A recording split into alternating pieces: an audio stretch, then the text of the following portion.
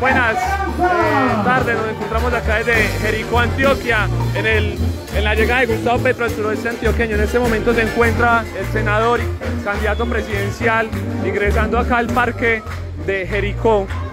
Como pueden ustedes observar, la Guardia Indígena tiene una calle de honor. Va llegando Gustavo Petro, que se escuche. Petro, Petro, Petro, Petro, Petro, Petro.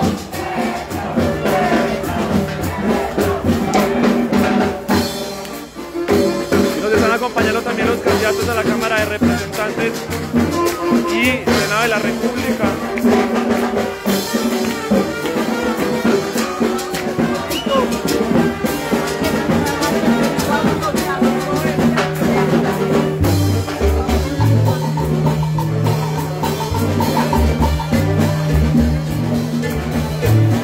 vamos a acercarnos todos para recibir los que estamos atrás. Tratemos de... Por favor, les solicito que compartan el en vivo, compártanlo en grupos de Facebook, compártanlo en grupos de WhatsApp, entre sus familiares, que esto llegue a la mayor cantidad de personas posible. Gustavo Petro, en Jericó. Vamos con las palitas arriba, vamos arriba, vamos arriba, va.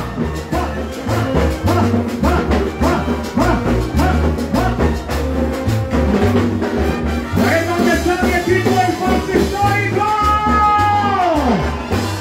A ver, el equipo del Pacto, palitas arriba, vamos arriba, vamos. Vueltita, vueltita, vueltita. Y bailamos porque queremos bailar. Acá viene nuestro futuro presidente de actual senador de la República, Gustavo Petro. La Guardia Indígena le hace calle de honor acá en este día soleado en Jericó, Antioquia, suroeste del departamento antioqueño. Un suroeste antioqueño que valore la vida, el agua, el territorio y el medio ambiente. Ahora, toda la plaza con las banditas arriba.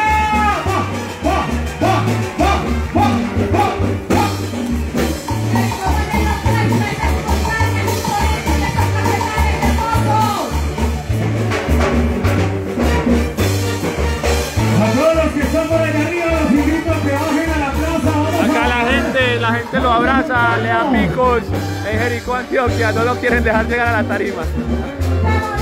Espectacular.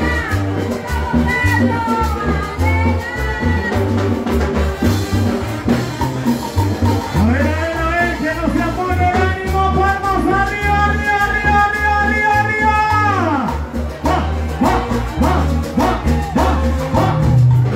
A ver dónde está el equipo del Pacto Histórico Antioquia de Colombia. A ver, mujeres, una vueltita, vueltita, vueltita, vueltita, vueltita. Petro.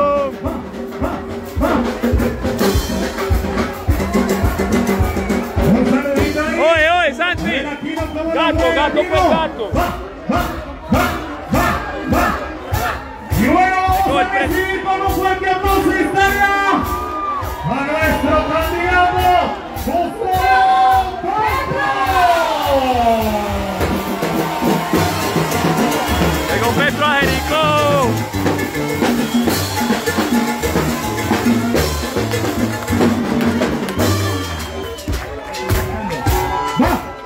¡Vamos arriba, vamos arriba! A ver las palmitas arriba. A ver, Gustavo, bienvenido a la tierra de Jericó, Gustavo. Bienvenido a esta tierra antioqueña. ¡Que se sienta ese aplauso!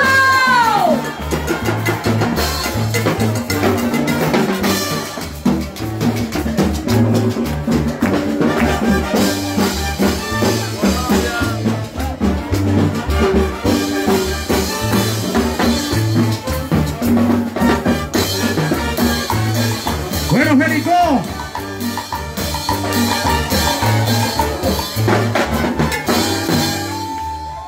Bienvenido Gustavo Petro, arriba, arriba, arriba, arriba, arriba.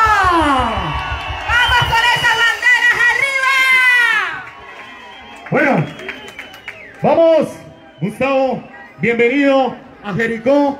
bienvenido al suroeste antioqueño. Vamos aquí también a invitar. Se vive, se siente, Petro presidente. Se vive, se siente, Petro presidente. Vamos a invitar también a nuestros jóvenes. ¿Y qué más que esta bella mujer, representante de la mesa ambiental de Jericó y el suroeste antioqueño, de Támesis, que tiene algo para contarnos? Petro, Antioquia nos vive.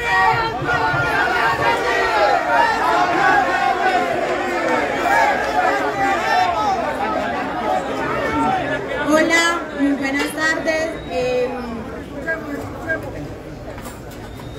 Hola, muy buenas tardes a las personas aquí presentes. Quiero agradecerle al señor Gustavo Petro por visitar el suroeste antioqueño. Soy una joven perteneciente a este bello territorio y hoy vengo aquí a representar las ideales de la juventud colombiana. Esa juventud a quien no se ha tenido en cuenta durante muchos años y que ya está cansada de estar en silencio. Ya es la hora de hacer un verdadero cambio. Quiero empezar por lo más importante, el motivo de nuestra existencia, eso a lo que llamamos naturaleza. No se escucha.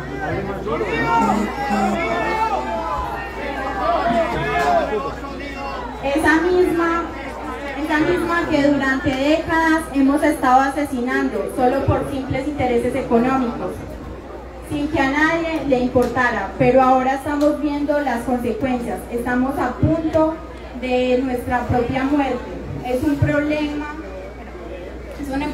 enorme, pero parece que muchos solo lo ignoran.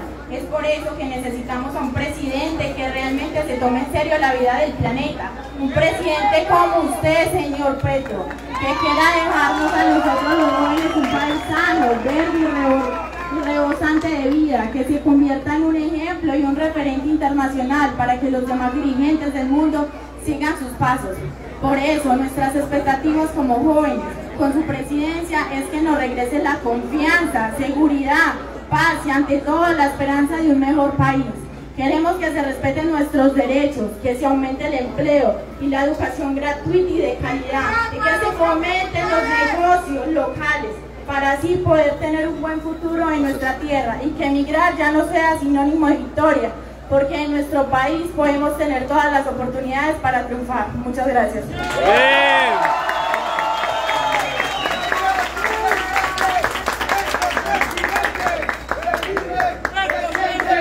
A nombre de las mujeres campesinas y emprendedoras venimos a hacerle la entrega de la ruana y el símbolo de nuestro municipio Calamanta al doctor Gustavo Petro. Gracias. Y aquí vamos a desamarrarlo.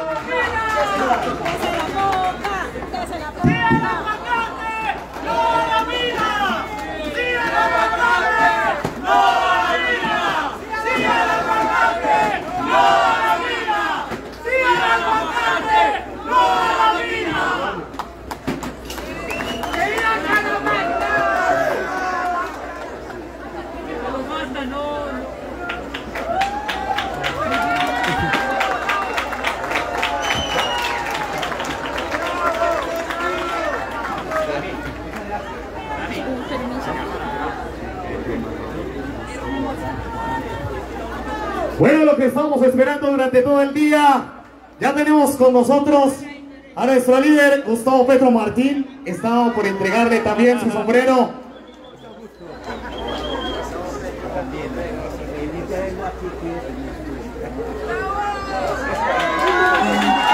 Y como lo queríamos tener acá, vamos a darle un fuerte aplauso a nuestro futuro presidente Gustavo Petro, que visita a Jericó. Dijeron que no, pero aquí estamos y aquí nos vamos a quedar. Gracias. Gracias,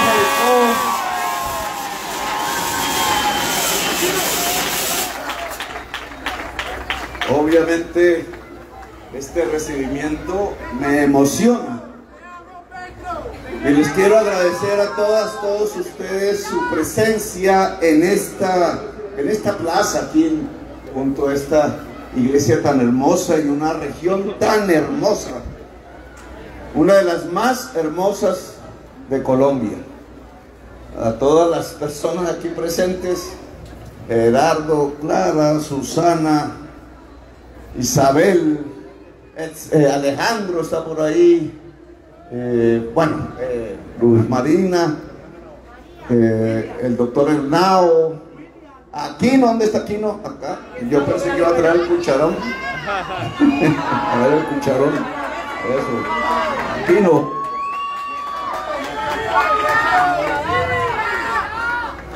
No puedo hablar de todos porque se me olvida. Toda la juventud de Cartama, toda la Guardia Indígena que aquí está presente, gracias por acompañarnos.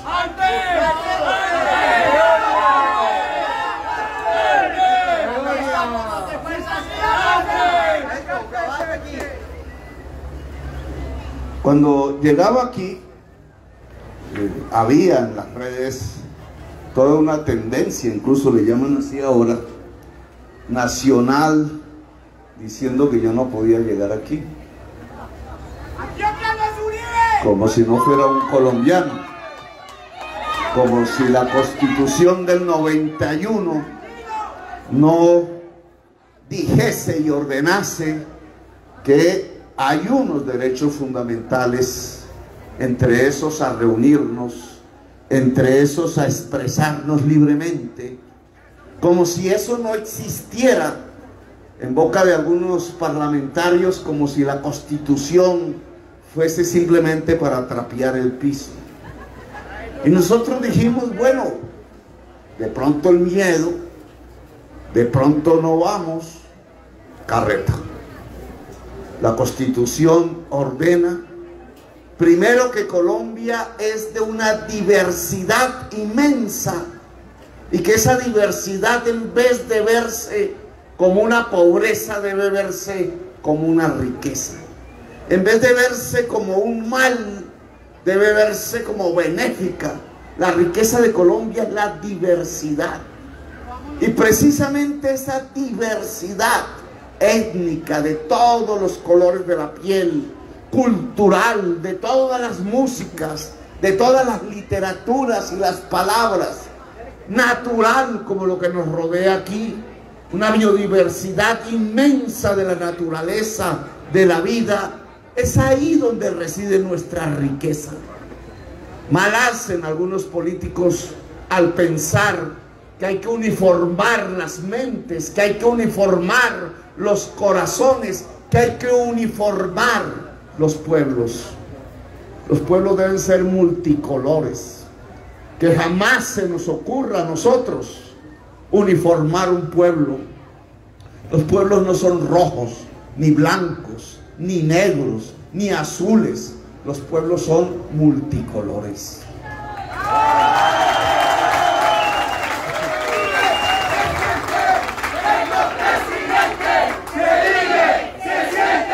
¡Petro presidente! Viniendo aquí, entonces pensaba, bueno, si esta diversidad es lo que nos junta, lo que puede ser nuestra riqueza, jamás en las personas que voten por el pacto histórico, jamás en las personas que nos acompañen con su abrazo, con su cariño, con sus ganas de proteger, con sus ganas de cambiar el mundo y de cambiar a Colombia, jamás debe anidar el sectarismo. En Jericó, en la región y en general Antioquia, hay un movimiento político que ha ganado las intenciones del voto de alguna manera y por muchas razones que hay que entender. Ha sido privilegiado por el voto de la ciudadanía antioqueña, por el voto de la ciudadanía de la región. Ese movimiento le llamamos el uribismo. Hoy se llama el Centro Democrático, hace unos años de otra manera. Y hay que garantizar, cuando nosotros ganemos la presidencia de Colombia. En un momento en el que seremos mayoría, no sé cuál será el resultado electoral en Jericó. Bastante distancia nos tomaron en el año 2018. Quizás en el 19 seamos, en el 22 seamos mayoría o no. Pero lo que sí hay que garantizar es que si Gustavo Petro es presidente de la República de Colombia, jamás una sola persona, un solo integrante de una familia colombiana, un solo dirigente, sea de las alcurnias, sea de las bases, será perseguido simplemente porque fue o es uribista. Aquí no llegamos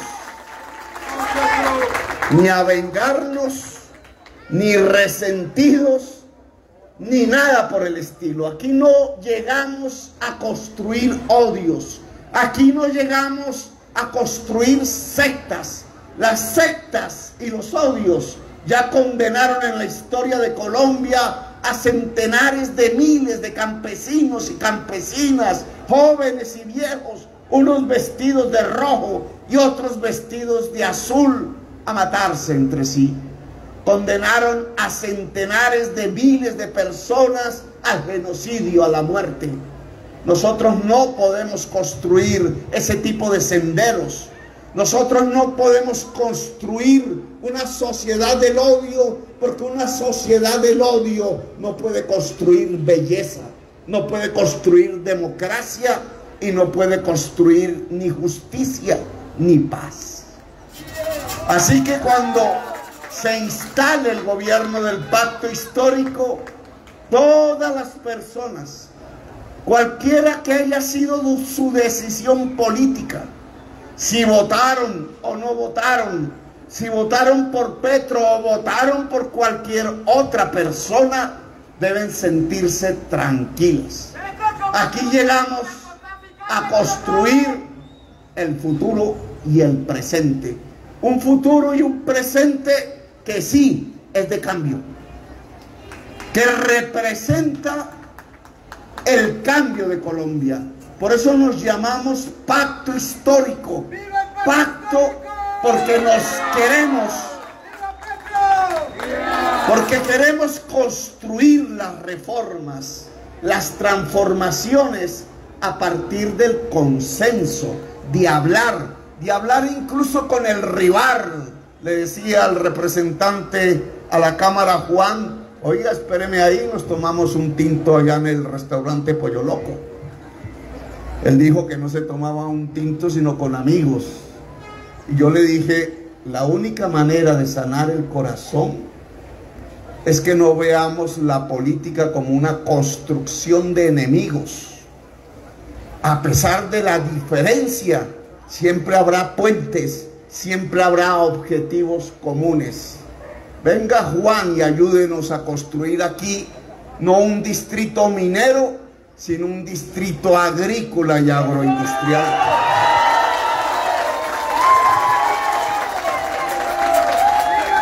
Porque esta idea del cambio, que en cierta forma y en esta historia y en estos días que estamos viviendo me tocó representar, esta idea de la transformación histórica de Colombia en un país que ya no puede decirse a sí mismo, dejemos las cosas como están, porque las cosas como están nos llevan necesariamente al abismo, porque no podemos continuar así, porque no es posible que las cosas sigan igual si es que queremos ser una nación, si es que queremos ser un pueblo grande, si es que queremos ser esa nación con la que soñara alguna vez Bolívar, Santander o aquí, una persona a la cual hay que rendir un homenaje y de la cual siempre me he sentido deudor en la historia, que es el general Rafael Uribe Uribe,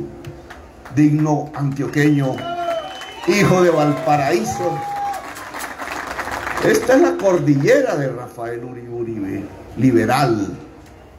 Esas banderas rojas que ahora nos acompañan son las banderas liberales de una historia de Colombia, de una parte de la historia de Colombia. Pero a veces pienso que este remarcar y remarcar sobre la necesidad del cambio en Colombia puede asustar partes de la sociedad. Cambiar a veces lleva al miedo. A veces hay miedo al cambio. A veces pareciera que en las circunstancias en que estamos es mejor estar que cambiar. El miedo al cambio también nos puede llevar a un error mental, a pensar que todo hay que cambiarlo, que nada puede seguir igual, que llegó un momento de transformación como si fuese una tierra arrasada donde lo que existe, donde lo acumulado, donde la cultura y la tradición no pueden seguir. Y esa es una idea falsa del cambio. Es aquí en Jericó en donde tendríamos que decir que hay que conservar más incluso que cambiar. Que esa palabra conservar, de la que proviene en política el conservatismo, un conservatismo bien pensado, a veces tiene razón, tiene una razón por la cual existir. ¿Conservar qué? ¿Qué es lo que tenemos que conservar en Colombia? Y tendríamos que decir que hay que conservar muchas cosas, porque esta historia de Colombia tiene raíces, tiene cultura, tiene tradición, y eso es lo que nos enseña Jericó.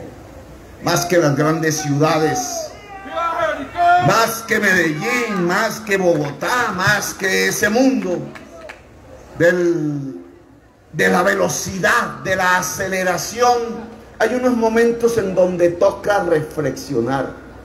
Y es que Jericó es una especie de raíz nacional. Es una especie de vértebra, de construcción en la historia de una nación a la cual hay que reconocer. ¿Qué es lo que tenemos que conservar aquí? Una tradición de los abuelos, que tiene que ver con el trabajo, que tiene que ver con la construcción de una cultura laboriosa que indudablemente se cimentó a partir de la mula y el asadón, a partir de la agricultura. Aquí llegaron en la construcción del territorio nacional a una tierra a la cual muy bien le dijeron que era la tierra del sol sonoro. Qué hermoso, el sol sonoro. Una tierra, como me dijeron esta mañana, que huele a café y nubes. Más hermoso aún, la tierra del sol sonoro que huele a café y nubes. ¿Qué significa eso?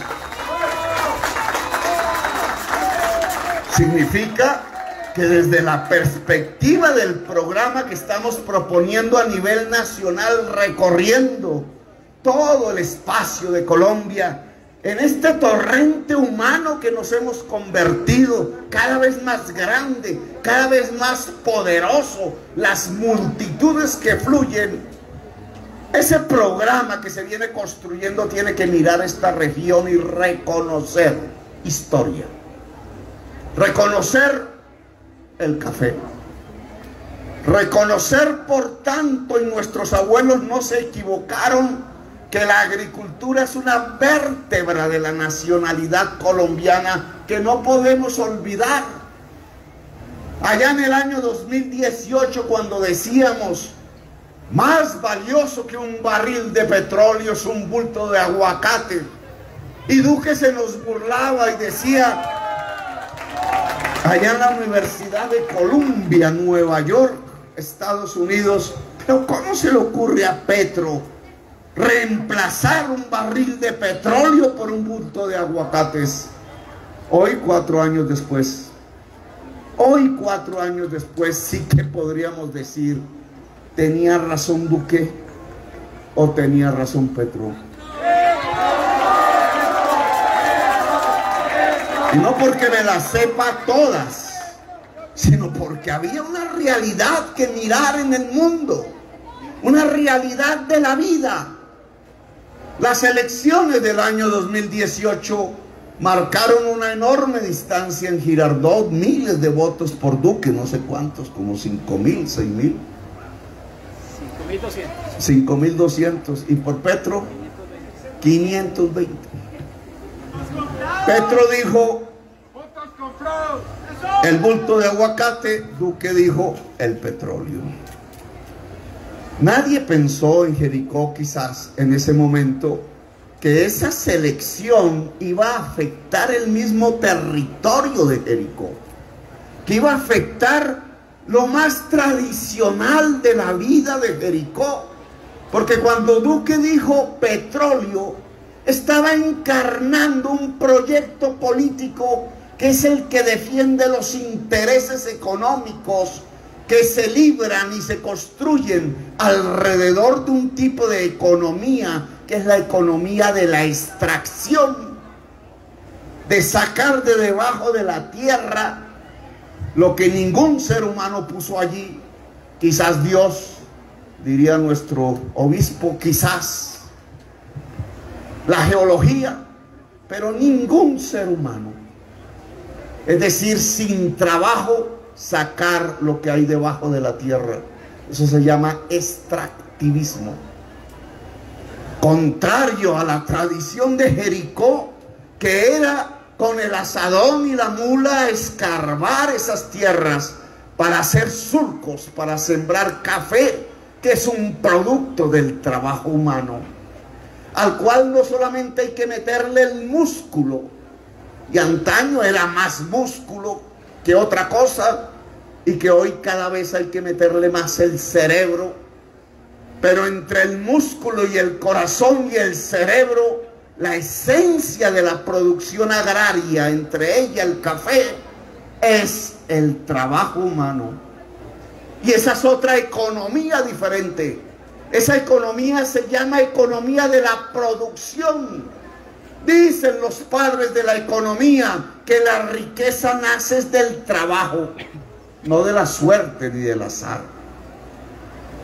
Paradoja aquella en donde la mayoría del pueblo de Jericó, bien intencionado o no, no hay que criticarlo, votó por quien iba a acabar con su trabajo.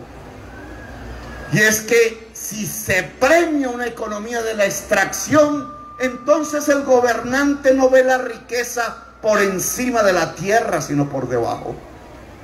El gobernante no ve la riqueza en el trabajo del ser humano, sino en el azar geológico. El gobernante hace las cuentas de manera diferente a como lo haría un economista o una economista sabia, incluso sin aprender y sin pasar por la universidad.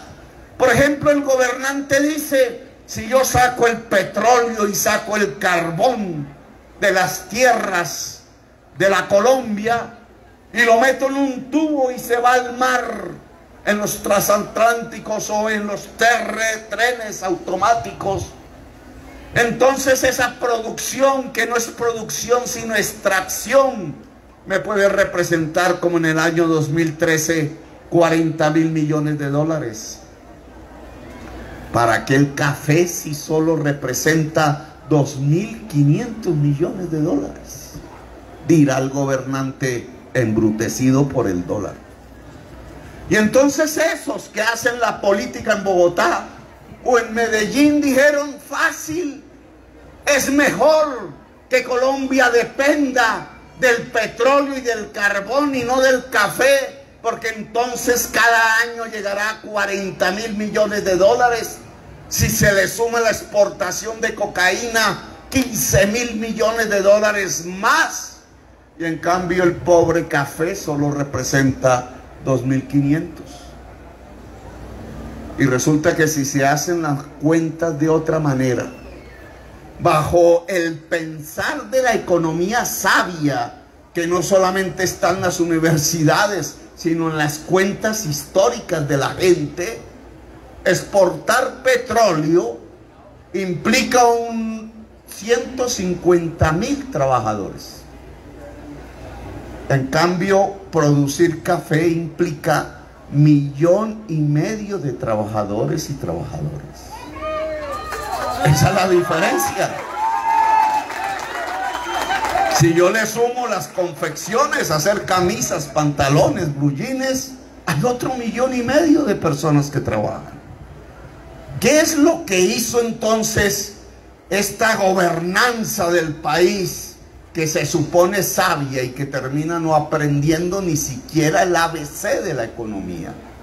Lo que hizo en estas décadas fue ganarse un chorro de dólares inmenso que nunca habíamos visto en nuestra historia.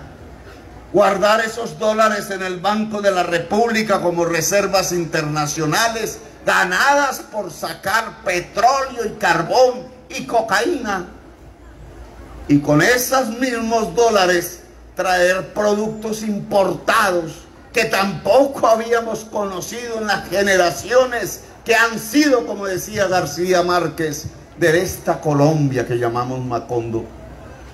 Nunca antes habíamos consumido tanto, nos creímos ricos y trajimos el maíz de afuera, y trajimos el frijol, y trajimos el arroz, y hasta del Vietnam llegó el café importado, y trajimos la camisa y el pantalón y los zapatos y los cinturones. Todos nosotros de alguna manera nomás, si nos revísense, miremos qué tenemos puesto y algo viene de la China, seguro. Quizás la mayor parte. Quizás la mayor parte. Ya ni siquiera este algodón que está aquí en este atuendo tradicional, ni en nuestras banderas, ni en nuestras camisas, ni siquiera ese algodón se produce en Colombia. ¿Qué fue lo que hicimos entonces? Lo que hicimos entonces fue sacar al mundo el petróleo y el carbón que están destruyendo la vida del planeta, porque son los agentes químicos que a través de la economía industrial de los países poderosos cambia la química de la atmósfera, produce la crisis climática y está a punto de extinguir la vida si no nos ponemos las pilas. Exportamos la muerte. Trajimos 40.000, 60.000 millones de dólares al año y con eso importamos lo que se producía en Colombia y acabamos la agricultura y acabamos la industria. Cambiamos por los dólares el trabajo. Cambiamos por esos dólares y sentirnos aparentemente ricos lo que sí produce la riqueza, que es el trabajo del ser humano. Se acabó la agricultura y se acabó la industria. Miren la crisis de la gran ciudad de Medellín después de la crisis de su industria. Y miren la crisis que vive la sociedad colombiana hoy a partir de que no puede ya ni siquiera trabajar. Crisis del hambre. ¿Cuántas ciudades del hambre hay hoy en Colombia? Barranquilla, Cartagena, la misma Bogotá, en un solo año, en la gran capital de este país, 1 millón de personas pasó a la pobreza cuando era clase media. Seguro que en Antioquia las estadísticas no son nada buenas. Y solo en los lugares en donde se ha resistido, se ha producido, se mantiene el trabajo, aún se defiende la agricultura, el hambre no avanza. Jericó es uno de esos lugares. Pero Jericó es un lugar amenazado. En la idea loca de los gobernantes, muchos, todos, por los cuales ha votado las mayorías del pueblo colombiano, el trabajo no importa, sino el chorro de dólares para importar. Las carreteras ahora se hacen para que las tractomulas puedan más fácilmente traer productos importados. No hace 15 días, estando en Buenaventura, podía observar cómo los barcos transatlánticos llegaban cargados de contenedores con algo que los marineros llaman la línea de flotación bajo la superficie del agua, y cómo salían esos mismos barcos con la línea de flotación por encima de la superficie, lo que indicaba que iban vacíos. Barcos que llegan llenos, barcos que se van vacíos, y nos creemos ricos.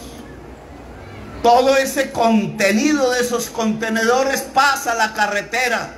Las carreteras son hechas para traer la importación, y aún nos creemos el cuento de que nos podemos sentir ricos, de que podemos consumir todo lo que viene en esos contenedores sin que en Colombia se produzca el trabajo.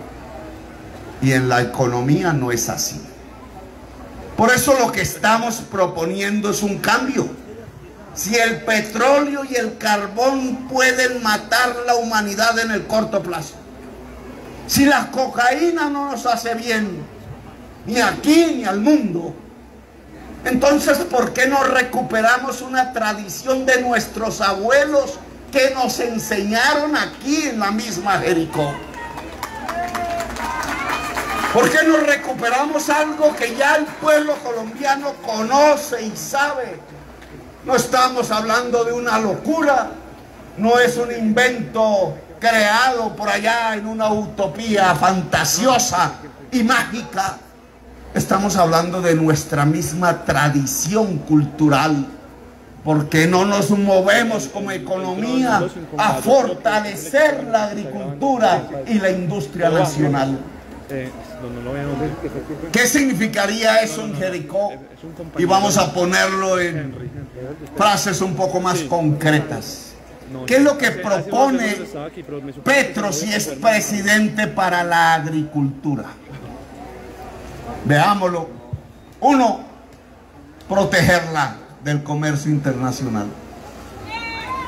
Subir los impuestos a las importaciones de alimentos para que se pueda producir más alimentos en Colombia. Esa es la locura que dice la señora de la revista que yo propongo. No, no es locura. Si se le ponen impuestos a las importaciones, por lo menos de 4 ramas, la producción de alimentos, la agroindustria de alimentos, la confección y textiles y los productos derivados del cuero, esas importaciones valen más caras, y entonces el producto colombiano puede ser más barato, y eso significa entonces que se puede expandir en Colombia. Una agricultura y una industria significa millones de puestos de trabajo. Y ese es el primer punto que estamos proponiendo, lo cual en Jericó implicaría que las vegas del territorio se llenen de agricultura, se llenen de trabajo. Si lo que el pacto histórico propone es priorizar la agricultura, simplemente la idea loca de los funcionarios del Ministerio de Minas en la ciudad de Bogotá, trazando en el mapa sin conocer el territorio y la gente una frontera que abarca casi toda la región, que se titula Distrito Minero, deja de existir en el gobierno de la Colombia humana.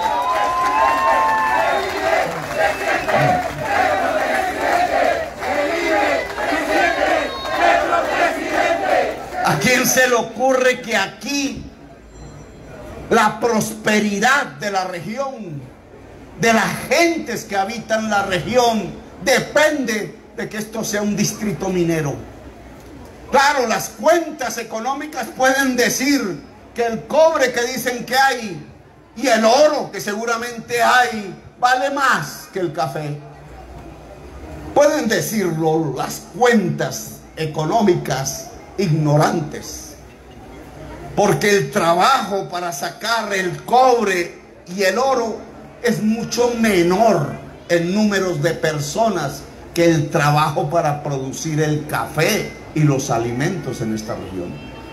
Entonces lo que nos están diciendo con el distrito minero es que cambiaríamos unos dólares que jamás llegarían a este municipio, sino que se quedan allá en el Banco de la República para financiar la importación de productos que matan la producción nacional y para garantizar el incremento del endeudamiento del Estado para hacer una obra que sirve a un cartel de la contratación, simplemente para alimentar políticos corruptos.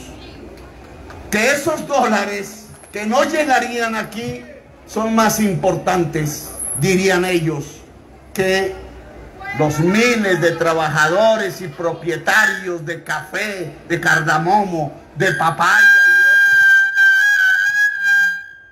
y de otros. Ahora sí, Juan, no molestes.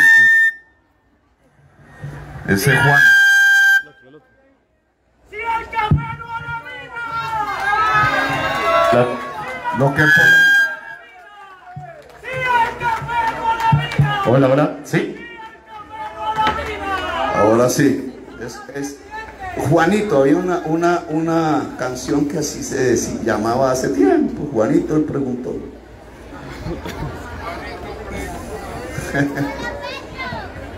¿Quién dijo por ahí hola, Petro? Hola. El distrito minero no va en nuestro gobierno, va el distrito agrario. Segunda propuesta. Claro, alguien dirá, bueno, podemos incrementar la agricultura, la producción, pero la riqueza va en el sentido de que esa producción se puede industrializar.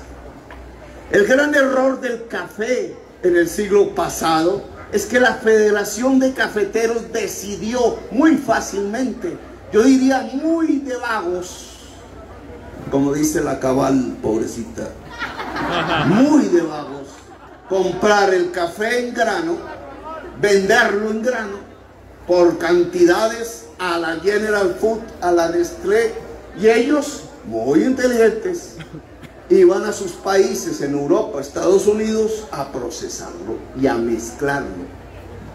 Hoy una taza de tinto, por allá que no le dicen tinto, en Europa, 2 euros, solo representa 10 centavos, 5 centavos al productor que produce ese café en Colombia.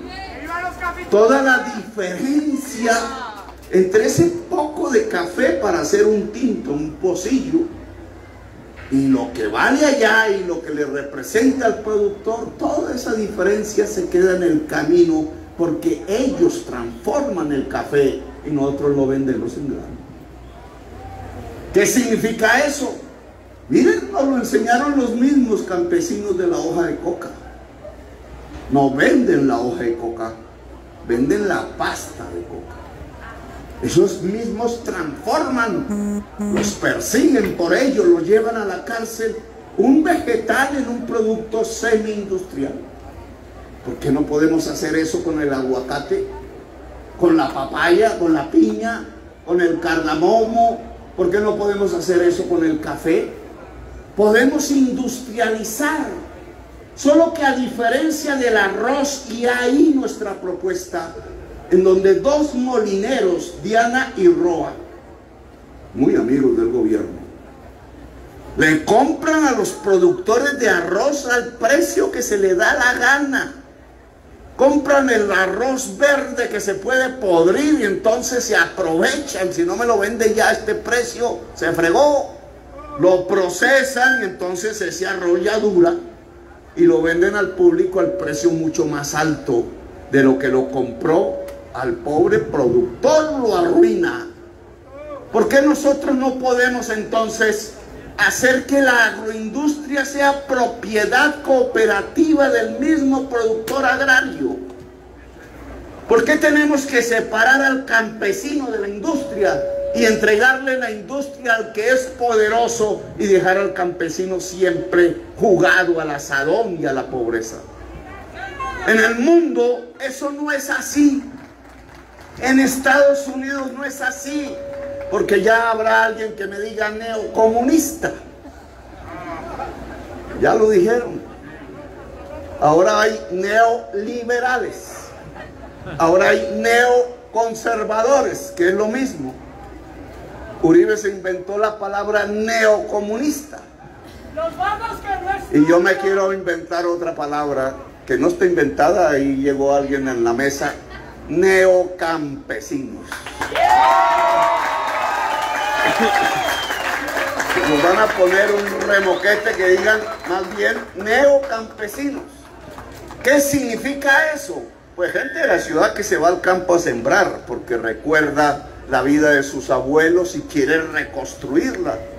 Pero neocampesino también significa una nueva manera de pensar la producción agraria, y es que el propietario de la producción en una parcela, llámese de papa, de café, de maíz, porque habría maíz en Colombia si defendemos el maíz, de las importaciones del arroz.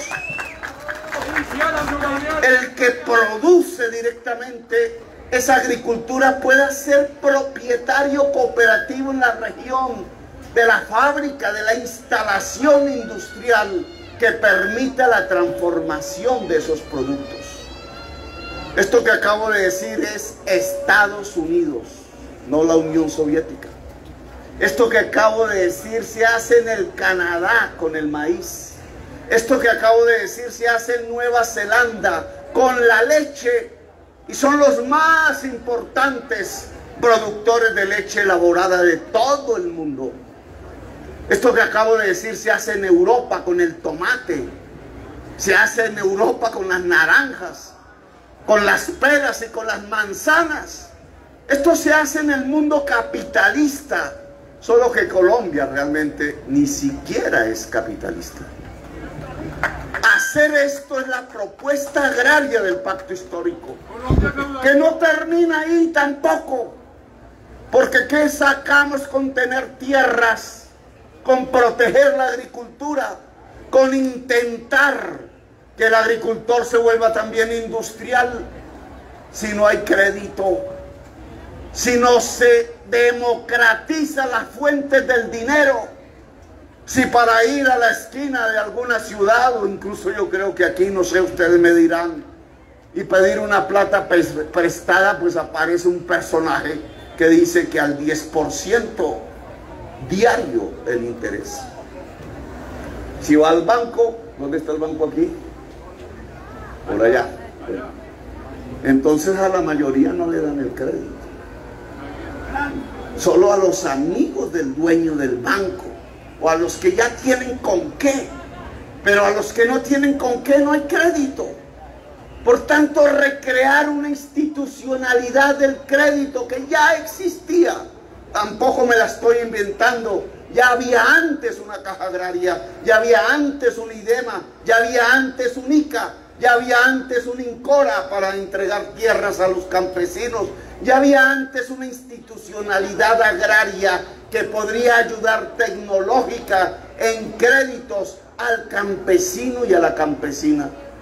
¿Por qué no podemos recrear esa institucionalidad ahora si ya la teníamos? ¿Qué nos lo prohíbe hacer? ¿Qué obstáculo mental existe que no sea el de un poco de políticos adictos ya a los chorros del dinero, del petróleo, del carbón y de la cocaína que se lo roban?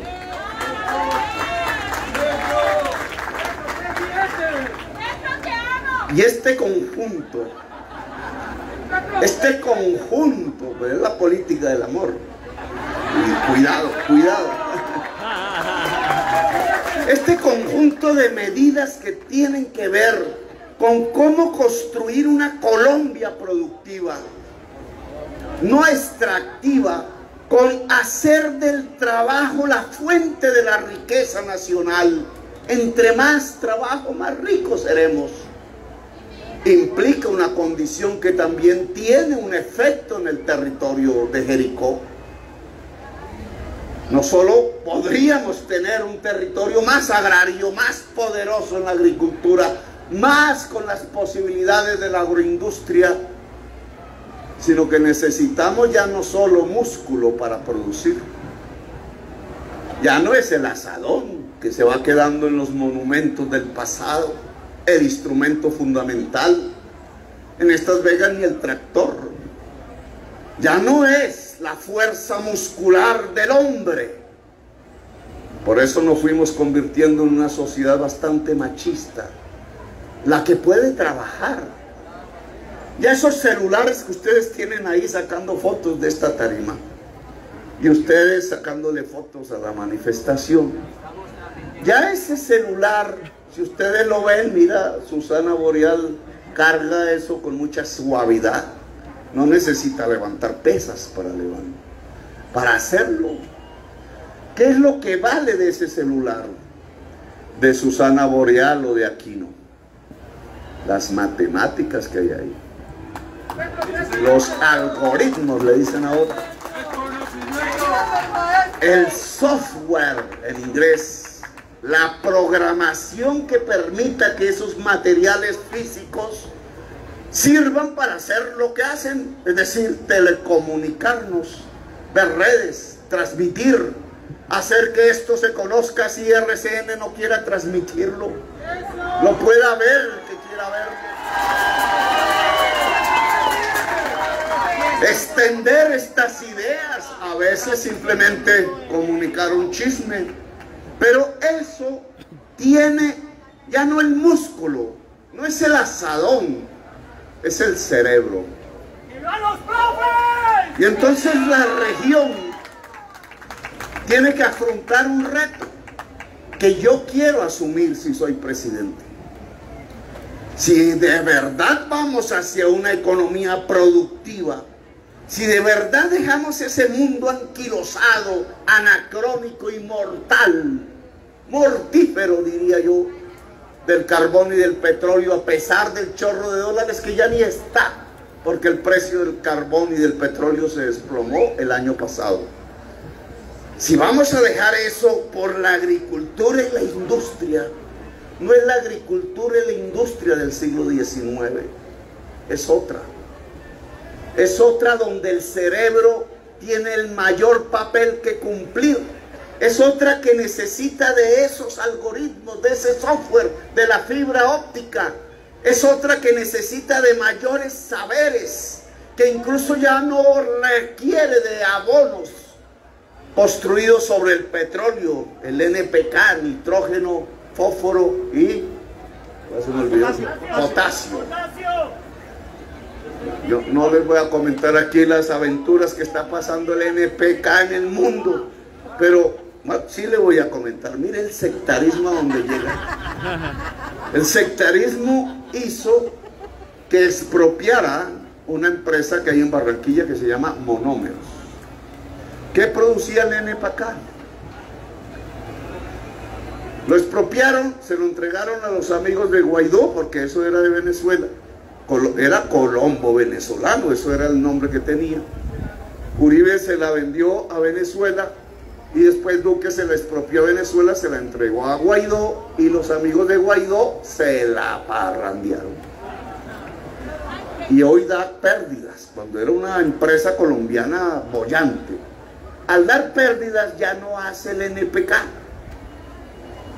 Y entonces Colombia lo importa. ¿De dónde lo importa? De San Petersburgo. Cruza por tren Bielorrusia y llega a los puertos para llegar hasta aquí. Bielorrusia está casi en guerra, cerró las vías, no hay NPK o muy poco pasa, y entonces el precio pasó de 60.000 a 175.000 pesos, creo que el bulto, la carga, no me acuerdo, el bulto. Todos los agricultores quedaron aquí. Claro, no les cuentan por qué. ¿Por qué creció el precio de 60.000 a 175.000? Por pura brutalidad sectaria y política. Porque nosotros lo hacíamos. Y ahora se nos ocurrió quebrar la empresa con que hacíamos los abonos y los insumos agrarios y traerla de un país que está a punto de hacer estallar una guerra en Europa. La agricultura colombiana está a punto de quebrar por puro sectarismo político. Si logro ser presidente, Nosotros volvemos a producir el NPK en Colombia. Volvemos a producir abonos que no contaminen la tierra y ponemos un precio de sustentación regulado que permita, si hay altos precios, que se venda más barato para que el consumidor de alimentos y para que el productor de alimentos no se quiebre simplemente porque estalló una guerra en el Extremo Oriente o en los países de la Europa Oriental. Acuerde que había bocol. Vuelvo al tema. Independientemente de estas medidas, no crecerá la producción si no crece el alimento de los cerebros en Colombia. Al final, cuando vemos Corea del Sur o el Japón o la China poderosa hoy, o Alemania o Francia o Canadá o Estados Unidos, cuando vemos esos países, no hacemos sino ver el recorrido del desarrollo del cerebro humano. Toda su industria, toda su agricultura, toda su alta tecnología, sus aviones, sus naves espaciales, sus celulares, sus computadores o televisores son hechos a partir del uso del cerebro humano. Pero no es el cerebro humano así nomás, sino el cerebro humano alimentado. ¿Cuál es la alimentación del cerebro? La educación, el saber.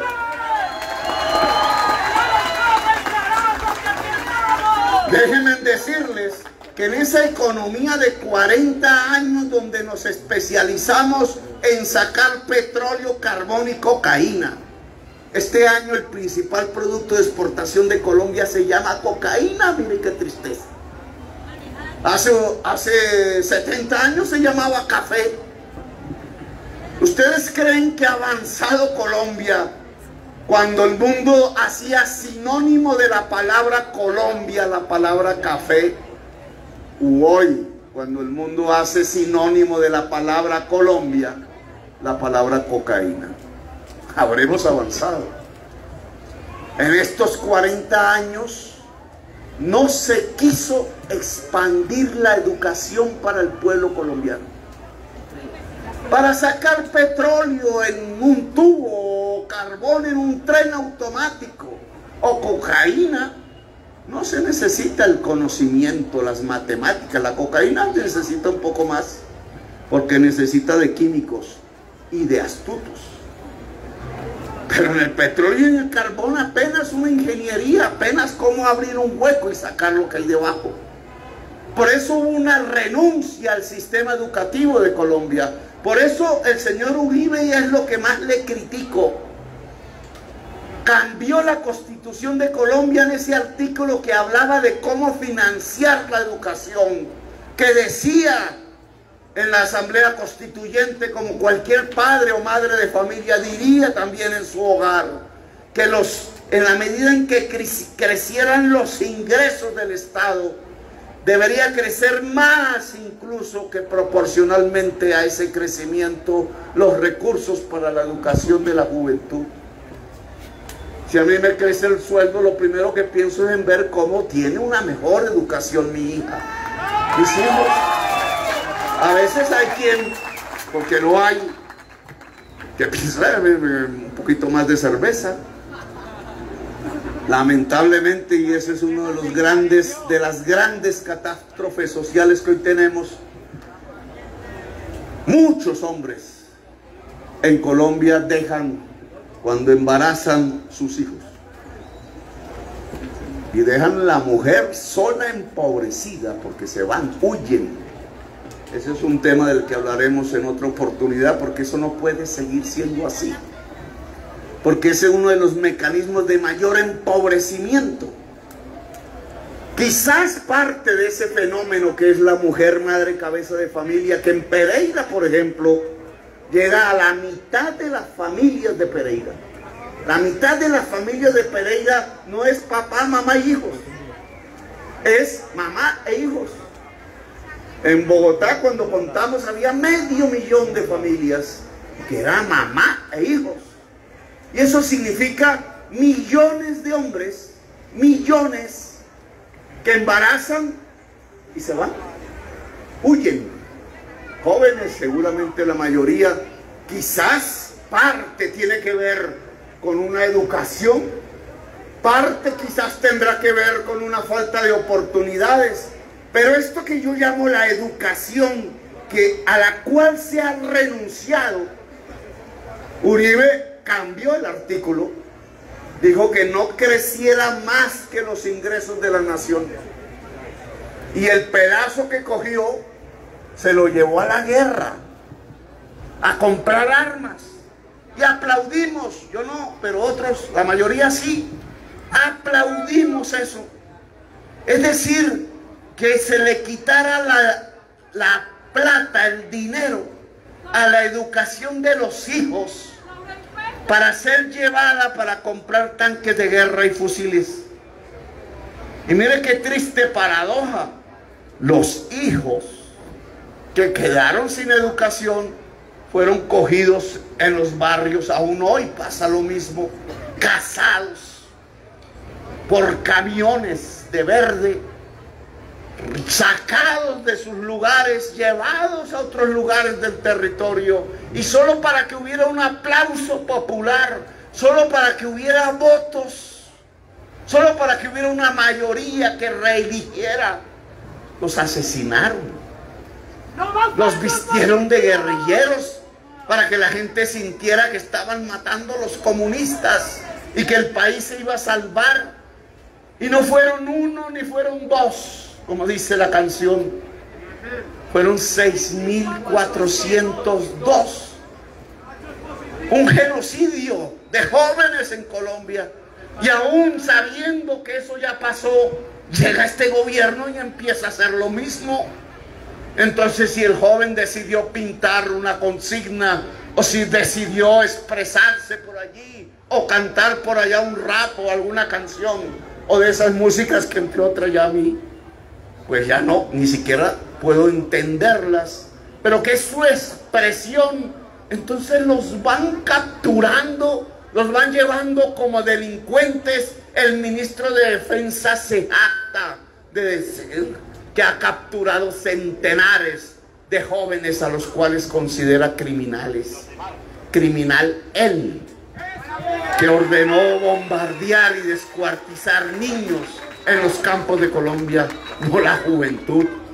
El ministro de Defensa debería arrodillarse aquí ante esta iglesia, pedir perdón a la juventud de Colombia, porque se ha constituido en una fuerza casi que nazi. Yo diría que casi no, en una fuerza nazi contra la juventud. ¿Quién dijo que una sociedad decente considera a sus jóvenes enemigos?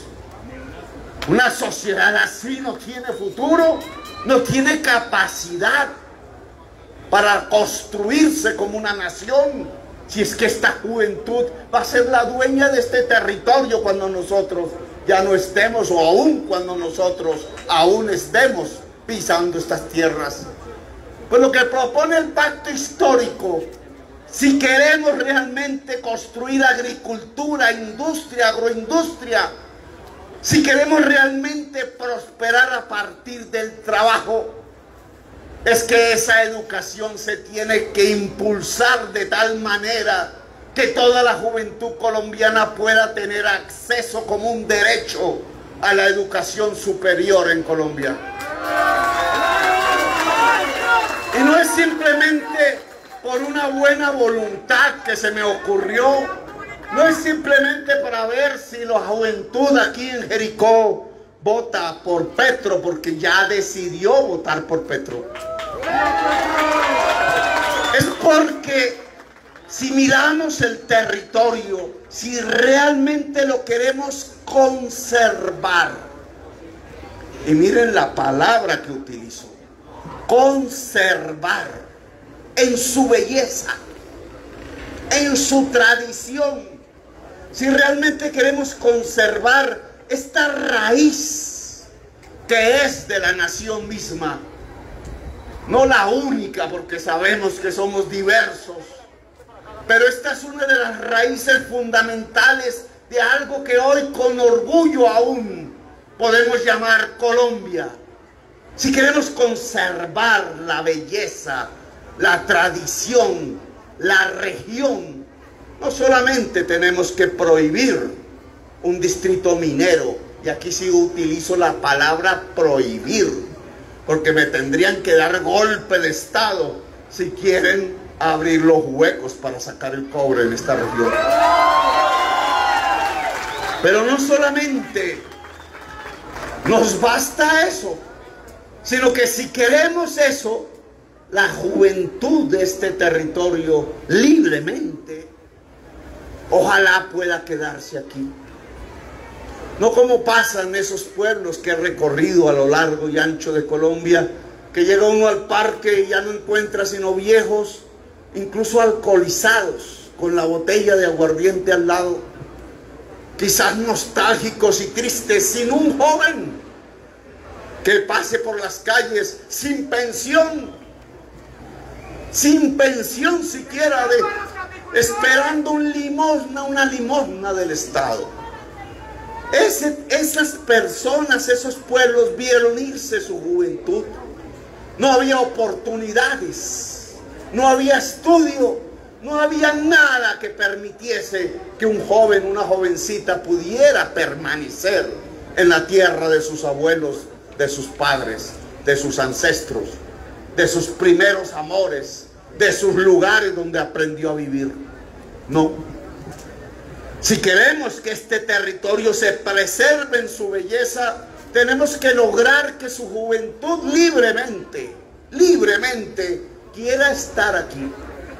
Y la única manera para que esté aquí es que tenga las oportunidades de la vida, las oportunidades del amor, las oportunidades de la belleza y las oportunidades del saber.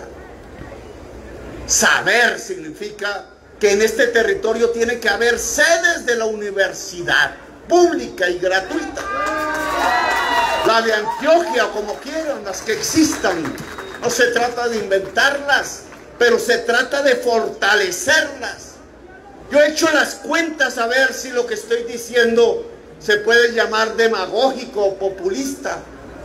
Hay que hacer crecer el presupuesto anual de la educación superior de 4 billones a 14 al año. Y el presupuesto nacional vale 350 billones.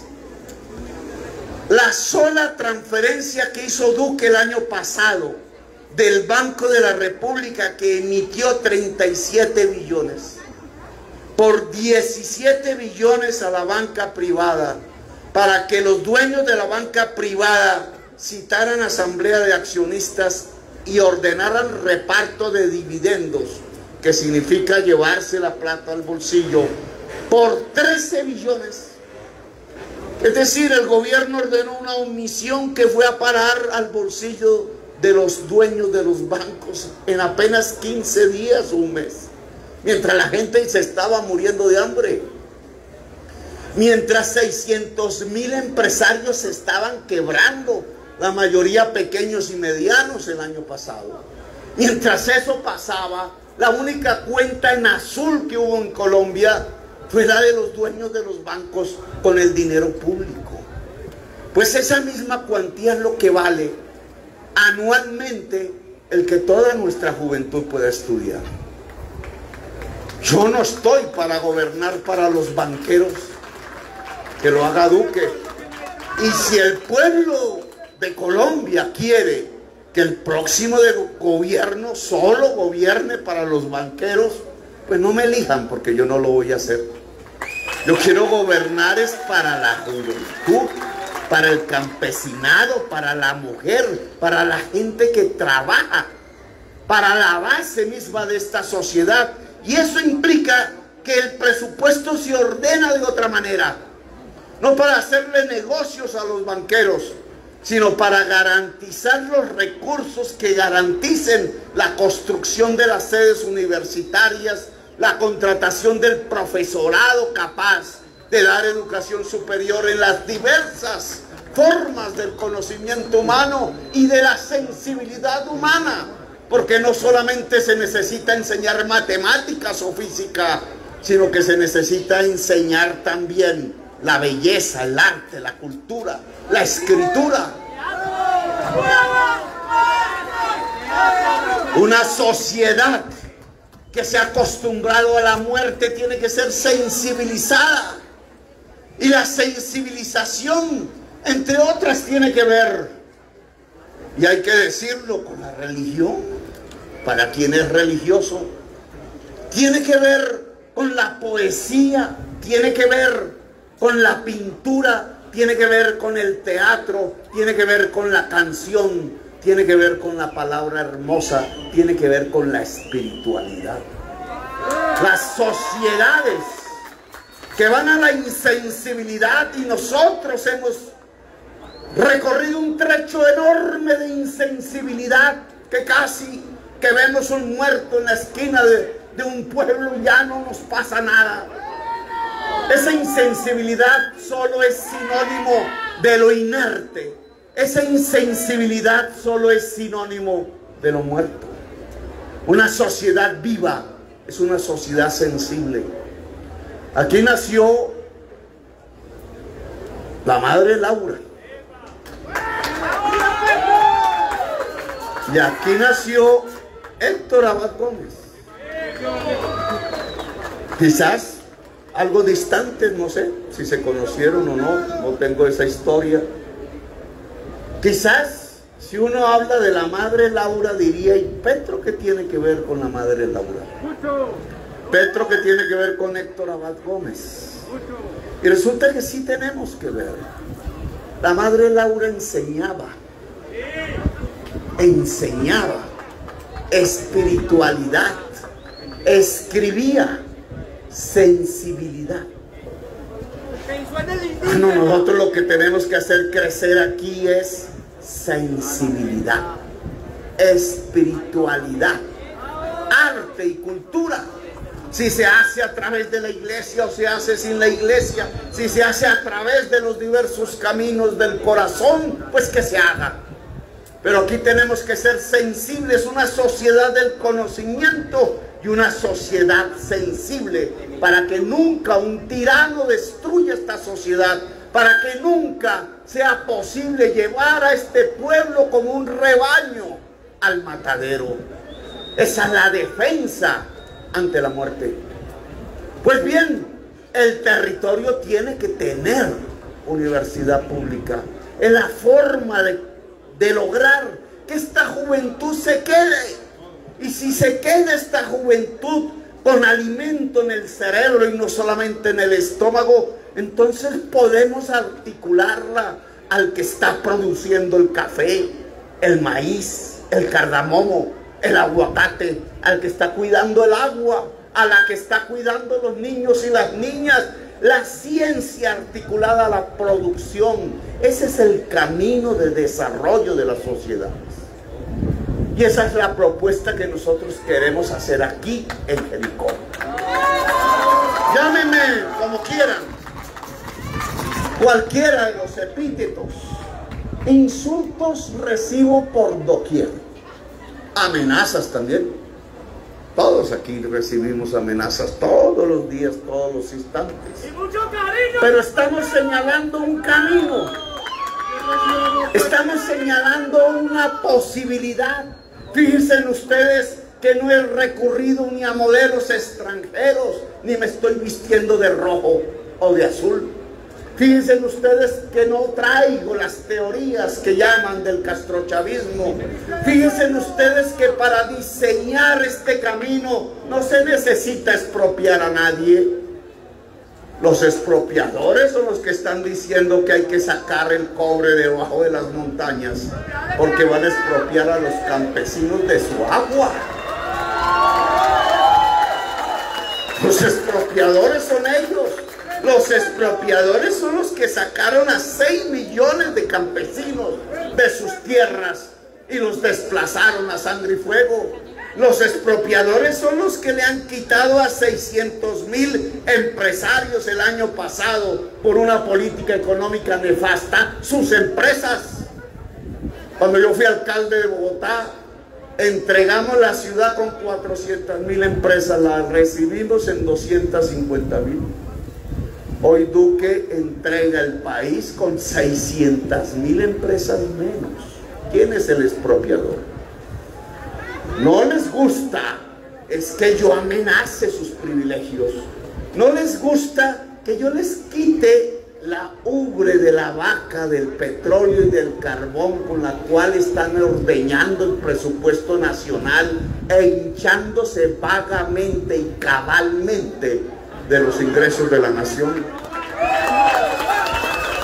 No les gusta que podamos plantear una reconstrucción de la historia nacional si es que todos nosotros y nosotras hemos sido hijos y nietos de campesinos y labriegos. ¿Por qué no continuar por ese sendero? ¿Quién dijo en esa historia de nuestros abuelos que andaban por estas montañas difícilmente, que entonces lo que querían de sus nietos era que se volvieran traquetos, narcotraficantes o asesinos de su hermano? Ese no fue el camino que nuestros abuelos impulsaron. Nuestros abuelos tenían tanta sabiduría que incluso reconocieron dónde queda el río Cauca aquí, allá. Reconocieron que en ese valle que va desde el sur de Colombia hasta casi el mar y a través del río Magdalena al mar, ese valle que nos lleva al mar tenía que tener una vía férrea. Eso dijeron nuestros abuelos. Nuestros abuelos no pensaron en tractomulas, no existían. Nuestros abuelos pensaron en trenes. Y habría que pensar hoy quién tenía razón, si los de las tractomulas o la de los trenes. Nuestros abuelos tenían razón. Solo ustedes imagínense como una posibilidad futura. Imagínense este mundo de agricultura y agroindustria, este mundo de universidad pública y juventud, este mundo de belleza natural, este mundo de turismo que no contamina, que puede crecer aún más y llenarse de monos y ojiazules y todos los pueblos del mundo viniendo a mirar. Hay que cuidar obviamente el territorio de eso, pero imagínense, y que ya no llevan el dólar al Banco de la República, sino que lo cambian aquí con el vecino y con la señora y con el señor, que se va volviendo dueño ahí sí de las divisas, no como pasa con el petróleo y el carbón. Imagínense en ese mundo de la agricultura, la industria, la juventud, el conocimiento, el turismo y un tren moderno hasta el mar. Sueño, utopía. ¿No es esto lo que pasa en el mundo del desarrollo? ¿Es esto una ilusión? Claro, no se puede hacer en 4 años, porque habrá quien diga, Petro, eso sí no lo puede hacer. Y es cierto, lo puedo estudiar, lo puedo entregar en términos de ingeniería en el estudio de diseño. Quizás podamos, si Duque nos deja algo en el presupuesto, iniciar la construcción. Obviamente son planes de décadas incluso. Europa lo hizo en un siglo, toda su red ferroviaria, pero el desarrollo es ese, pensarlo. Ellos lo pensaron hace décadas, se mataron entre ellos y fueron suficientemente inteligentes para saber que no había que matarse entre sí, sino que había que unirse. Desdeñaron las voces de la guerra y del matarnos, y más bien escucharon las voces que nos dicen de que hay que amarnos el uno al otro y a la otra. Esas voces llevaron al desarrollo en Estados Unidos y llevaron al desarrollo en Europa. ¿Cómo no podemos pensar que la mejor forma de conectividad de esta región con el mundo es la fibra óptica y el ferrocarril? ¿Cómo no vamos a pensarlo si es posible? Si es que la tecnología existe, claro que cuesta, pero es la producción agraria e industrial, es la posibilidad de articular el cerebro y el conocimiento a la producción lo que nos puede permitir el desarrollo de la región en términos de respeto a la naturaleza y al agua? Claro que podemos. He expresado aquí 3 criterios: el desarrollo agrario y agroindustrial, el desarrollo del conocimiento humano y una nueva forma de conectividad que se puede hacer en la región y comenzar desde ya. Este es el programa que les traemos. Esto es lo que queremos hacer en este territorio. Aquí nadie debe sentirse ni amenazado ni asustado. El que se asuste, como dicen en mi pueblo, que se compre un perro, porque nosotros no venimos a asustar a nadie. Lo que venimos a hacer aquí es a proponer un camino. La mayoría de los candidatos por los cuales ya votó la mayoría de Jericó vienen a proponer algo, así no lo digan: la minería. Vienen a eso, vienen por el cobre y por el oro, vienen por ustedes. Nosotros proponemos otro camino: producir alimentos, conocer, alimentar el cerebro de la juventud, articular la juventud y la producción, irnos al mar de la manera tecnológicamente más limpia y hacer de esta región una de las regiones más bellas del mundo, no solamente de Colombia. ¡Viva Jericó humano! ¡Viva la Antioquia humana! ¡Viva el café humano!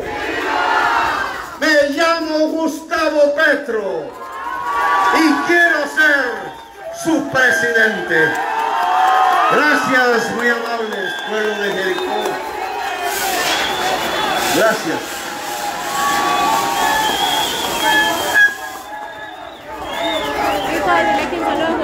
Bueno.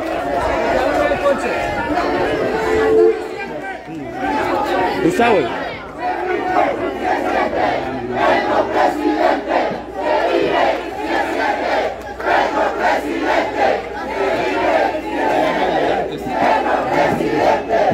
Gustavo, un saludo para... Al pie del cañón, siempre con usted en Antioquia. Un saludo para una foto con los candidatos a la tu humana en vivo en ese momento. En tu humana Antioquia. Acabo de salir de un discurso ya casi sin voz, pero vamos hacia la victoria. Gracias. Jericó, muchísimas gracias por haber escuchado al próximo presidente de este país. Somos candidatos a la Cámara y al Senado. ¡Que viva Gustavo Petro! ¡Que viva Jericó libre de la minería! ¡Que viva la gente de este pueblo hermoso y de todo el suroeste antioqueño!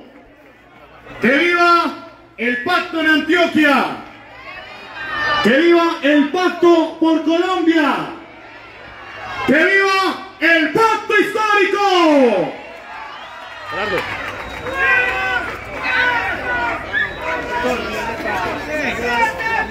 Listo. Espera para que tú unas palabras. Coja a Gerardo para que...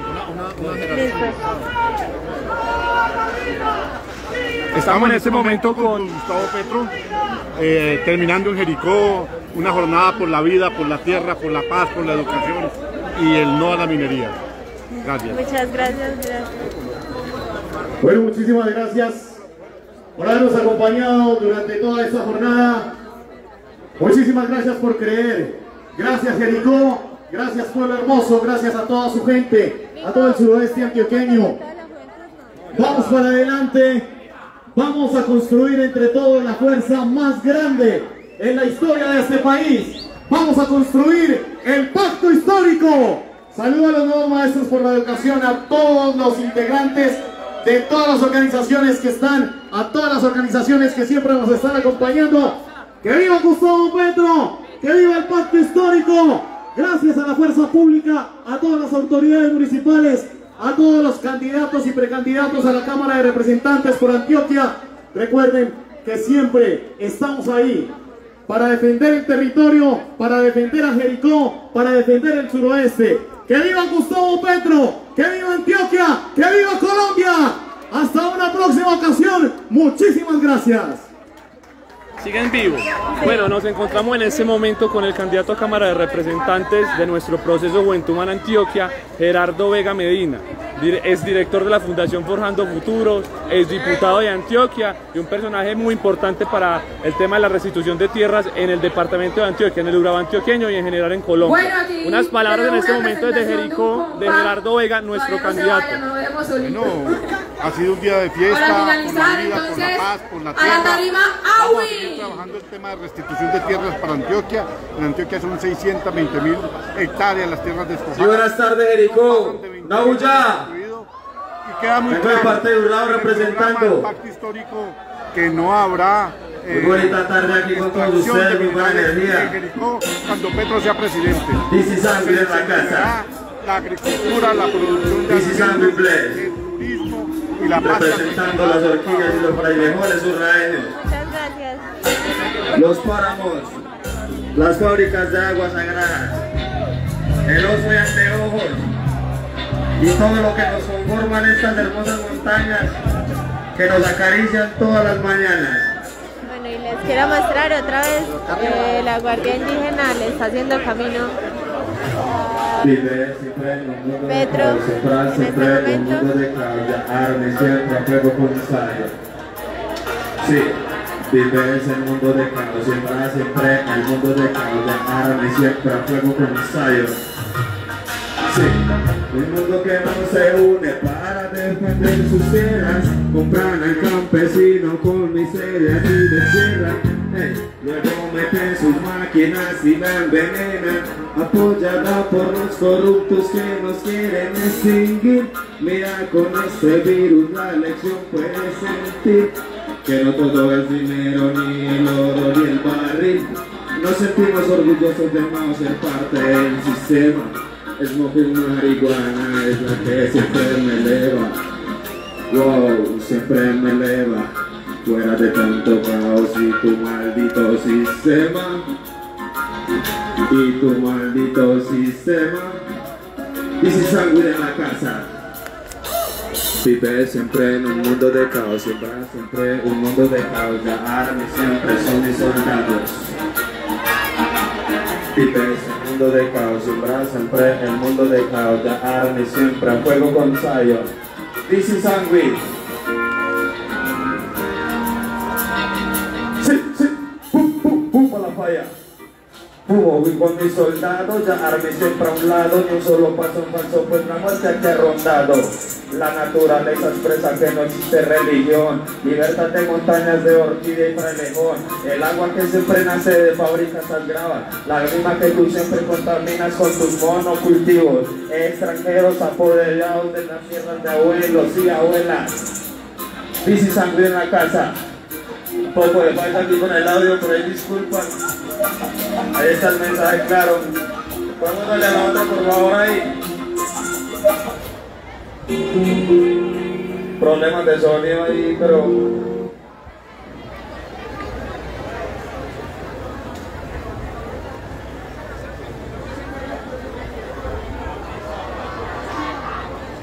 La pista del bueno.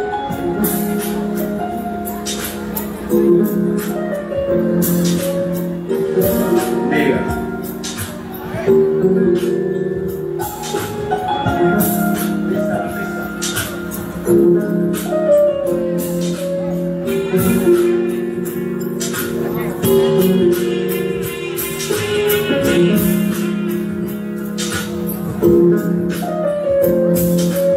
Me desahogo con el lápiz y el papel. No sé si está Dios, pero yo creo en él. Muero con mis tatuajes y mi fucking canto.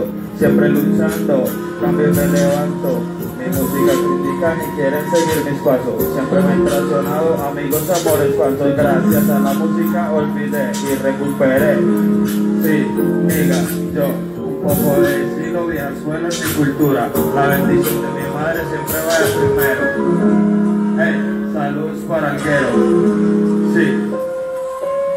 La bendición de mi madre antes de salir de casa. Que Dios bendiga a mi hijo y lo cuide en sus andanzas. Ya que el chamaco no quiso estudiar, se puso a cantar. La bendición de mi madre antes de salir de casa, le dije a mi hijo y lo cuidé en sus andanzas, ya que el chamaco no quiso estudiar, se puso a cantar, aunque camine por el valle de las sombras y el descanso no me asombra, si tengo que pagar por mis pecados entre sombras, no me amé preso sin tener un umbral. Sí, y si mañana muero no quiero que lloren. Todos estamos claros que en el cielo hay flores, por eso dale gracias antes de morirte. Tu alma no merece odio ni rencores. Yo prendiendo por la noche haciendo lo que soñé, a pesar de las puertas que cerraron ayer. Dime loco que un nigga del ayer me olvidé, ahora ando viajando como my friend. Sí. En este momento vamos a la iglesia. Gustavo Petro está en este momento allá. Muchas gracias por el espacio. Poco espacio, poco tiempo, pero puedo ver que dieron el mensaje claro. Representando a Bangui, muchas gracias por todo, gracias.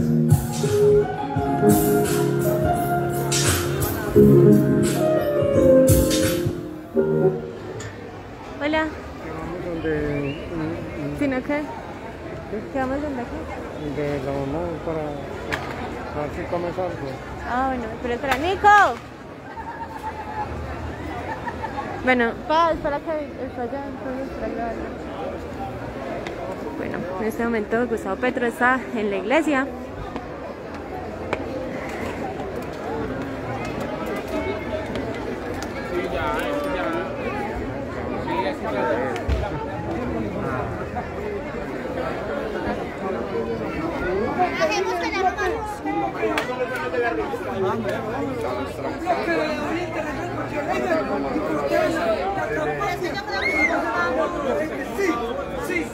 Hola, Kishore. ¿Ven o no? Necesita Santiago, se metió allá.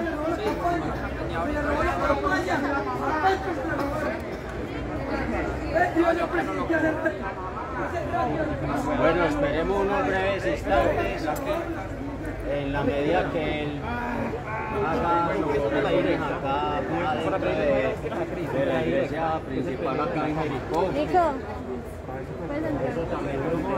Allá adentro está hasta Santiago. ¿Cuál Santiago? Nuestro Santiago. El de Copa. No, pero es que ya Ya cerraron. ya cerraron, ya es muy difícil que nos dejen entrar. ¿Será que la puedes llamar para que transmita? Me apagó. Ay, perdón, ¿ya está adentro? No. El servicio de la verdad y la justicia que serán libres. Entonces le llame a Santiago para que grabe, él está dentro, que grabe de adentro. Ah, bueno.